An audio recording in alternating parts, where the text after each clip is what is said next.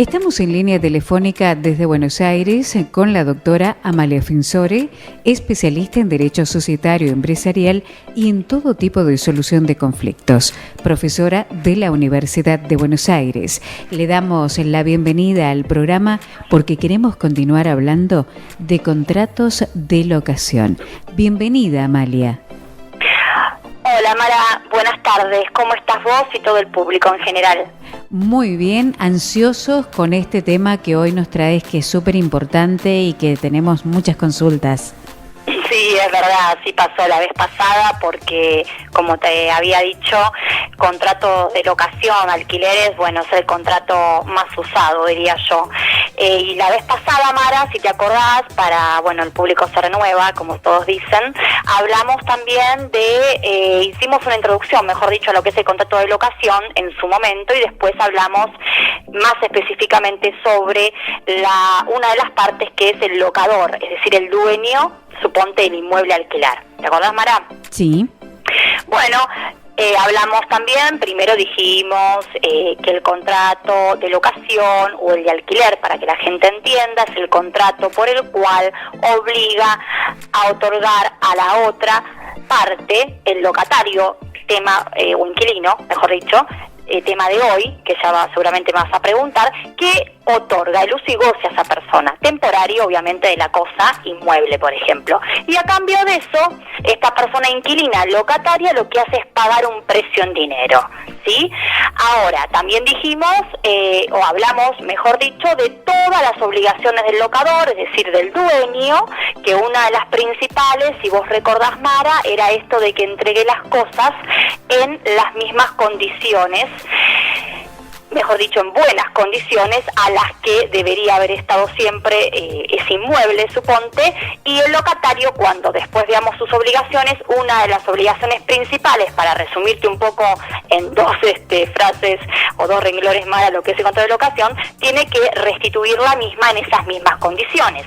Por eso te dije la vez pasada que la obligación principal del locador tiene que ver con esto de cómo entrega la cosa al inquilino.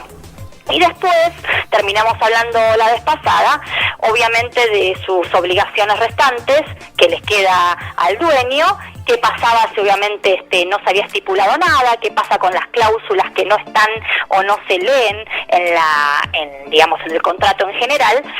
Y llegamos al día de hoy para hablar de la otra parte, que no es poco menor en cuanto a la importancia, que es el locatario. Igual, para que todos nos entiendan, el inquilino. ¿Y cuáles son las obligaciones del locatario o inquilino? Correcto, Mara.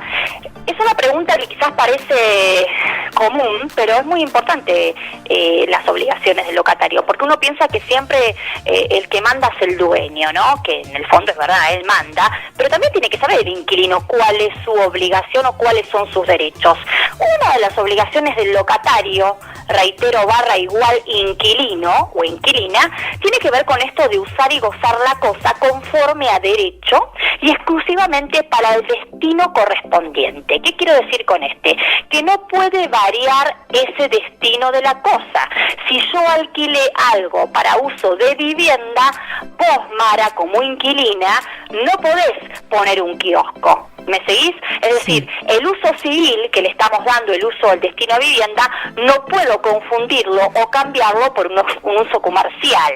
Y esto es muy importante porque la gente a veces piensa que alquila un inmueble que de repente, mejor dicho, instala un kiosco. Que lo puede hacer. Ahora, legalmente eso no es correcto. Ah, mirá qué interesante ese punto para aclararlo. ¿Y cuáles son las otras obligaciones que tiene el locatario? Bueno, por un lado, mantener la cosa, conservarlo en las mismas condiciones que las recibió, ¿sí? Es muy importante. Por otro lado, él va a responder si hay un deterioro de la cosa. Es decir, si, por ejemplo, un inmueble que fue por abuso de vivienda, él arruinó el parqué por un tema personal que no tiene nada que ver con el consorcio, que es otro tema que ya vamos a hablar más adelante, obviamente él tiene que restituirle en el momento de finalización del contrato al dueño ese inmueble con ese piso parqué en las mismas condiciones por las cuales la había obtenido. A su vez también tiene que obviamente responder en el caso de que haya una destrucción de la cosa por incendio, pero no que sea un incendio obviamente fortuito. Si hay un incendio que lo hace intencionalmente, suponte hubo un cortocircuito por un tema de él cuando estaba cambiando una bombita, que vos te reís, Mara, pero pasa muchísimo cuando uno a veces trata de meter mano donde no va y de repente hace un cortocircuito en el inmueble. ¿De quién es esa obligación de restituir? Y del inquilino, porque él estaba en ese momento usando la cosa. Ahora viene, atención a cámara y al público que le debe interesar esto en general. Si yo tengo un incendio por un tema de la luz, de un corte en el edificio o por fuerza mayor, caso fortuito se llama o se lo denomina jurídicamente como corresponde, ahí sí no va a responder el inquilino. Con lo cual es muy importante separar qué le corresponde al inquilino y qué le corresponde, suponte, al consorcio y qué no le corresponde ante circunstancias de caso fortuito o fuerza mayor. ¿Y qué pasa con la obligación de pago del inquilino o locatario?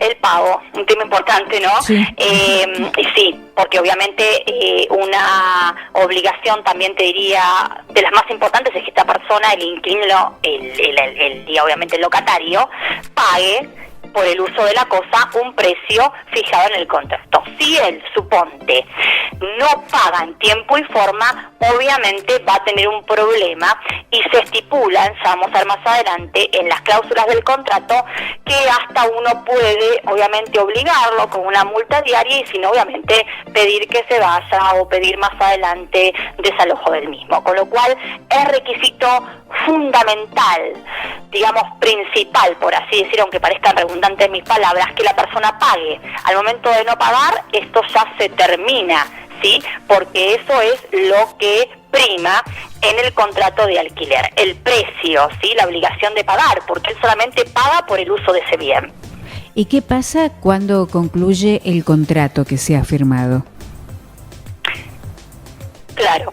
Bueno, cuando concluimos un contrato, particularmente Mara, en el caso del alquiler, el locatario, el inquilino, debe restituir al locador, al dueño, la cosa en el estado en que se la recibió, salvo los deterioros que tenga por el uso, obviamente, del tiempo o el uso regular de las cosas. Obviamente que si yo recibí pintado de una manera impecable, por así decir, mi obligación es restituirla de la misma forma, porque se supone que en esos 2 años, suponte que estoy alquilando, y quizás yo, por el uso, etcétera, he rozado por la mudanza y quizás ya la pintura no es la misma que cuando yo la recibí. Entonces lo que le corresponde, por ejemplo, una de las cosas que corresponde, reitero, al inquilino locatario es, suponte, pintarlo porque lo recibió impecable en cuanto a pintura. Y así con todo. Te digo con todo porque yo he tenido casos, Mara, y ha venido gente al estudio, donde se han llevado, aunque te parezca mentira, y algún oyente me estará riendo, pero pasa, y más acá en Capital, en Buenos Aires, ustedes y todos los de provincia son más benévolos, se han llevado hasta las tapitas de luz, Mara. Entonces se llevan las tapitas, te dejan los cables, entonces a veces uno parece como que está fijándose en cosas que vos decís, bueno, una tapita de luz tiene un valor mínimo, pero no es así. Hay un inventario para eso. Yo lo que le recomiendo siempre al cliente que venía al estudio, cuando enseño la facultad, es que en la parte final del contrato hagan un anexo que hable bien sobre el inventario que tiene los inmuebles. Ni hablar, Mara, cuando vos alquilás el inmueble con cosas muebles, o sea, ocupado. Sí, eso es peor todavía. Pero bueno, hay que tenerlo en cuenta. Muy interesante esa parte para que todos presten atención. Y si el locatario hace mejoras en el bien locado, ¿qué sucede con ese caso? Bueno, a ver, el locatario puede realizar las mejoras que quiera, es decir, el inquilino, ¿no? Sobre la cosa, supongamos el inmueble que estamos hablando. Ahora, excepto que le estaría prohibido por contrato, que altere la sustancia o forma de la cosa. Es decir, si yo hago una mejora de poner un piso flotante, porque antes había un piso donde me resbalaba, con permiso siempre del dueño, eso le conviene a él, porque le estoy mejorando, como dice la palabra, mejorando su estado de uso del bien. Ahora, si yo estoy haciendo algo que perjudica ese bien, suponte, en el piso pusieron, por ejemplo, que el consorcio suponte arregló, y viste cuando rompen el parqué, porque hay mucho pasa en los consorcios que rompen un caño, porque siempre hay losa flotante, mucho radiante, mejor dicho, flotante, ya estoy flotando yo en el aire, con lo que te digo, radiante hay mucho acá en los edificios, también me imagino, allá ya no porque hace más calor, pero acá sí. Entonces, ¿qué hacen? Muchas veces la losa radiante lo que hace, Mara, es que los techos los perjudica y los pisos también, se puede romper un caño. Ahí viene el consorcio, te rompe el piso, ¿y qué pasa? Si de repente, suponte, o se me ocurre a mí, el inquilino quiere hacer una rampa en el medio del living porque dice que en esa parte él no se va a resbalar, porque vos te reís, pero esto pasa, aunque quede desprolijo, él se le ocurre hacer un escalón para no caerse porque es más grande o porque tiene ganas, eso es alterar la sustancia del bien, con lo cual eso sería algo que no compete como inquilino. ¿Y el locatario puede sublocar el bien? Sí, el locatario puede dar en sublocación, se dice, sí, la parte de la cosa locada, y si no hay pacto en contrario no hay ningún problema, salvo que en el contrato se diga lo contrario, que no se quiere hacer esto, pero si no, no hay ningún problema, Mara.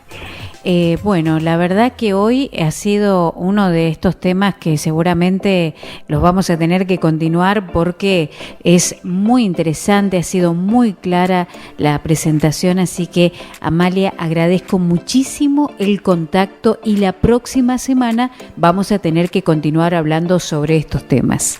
Cómo no, Mara, que tengas un muy buen fin de semana, un saludo a vos, a todos los oyentes que nos hacen consulta día a día. Creo que este espacio, y siempre te lo digo, pero voy a estar eternamente agradecida, por más que uno también interactúe en otros lugares, con vos, porque creo que esto es una fuente importante para el oyente, para que se maneje y tenga las herramientas necesarias, jurídicas, y defender sus derechos de la vida diaria. Así que muchas gracias y que tengan todos un buen fin de semana. Buen fin de semana. Allí el contacto con la doctora Amalia Finzore, especialista en Derecho Societario Empresarial y en todo tipo de solución de conflictos, profesora de la Universidad de Buenos Aires.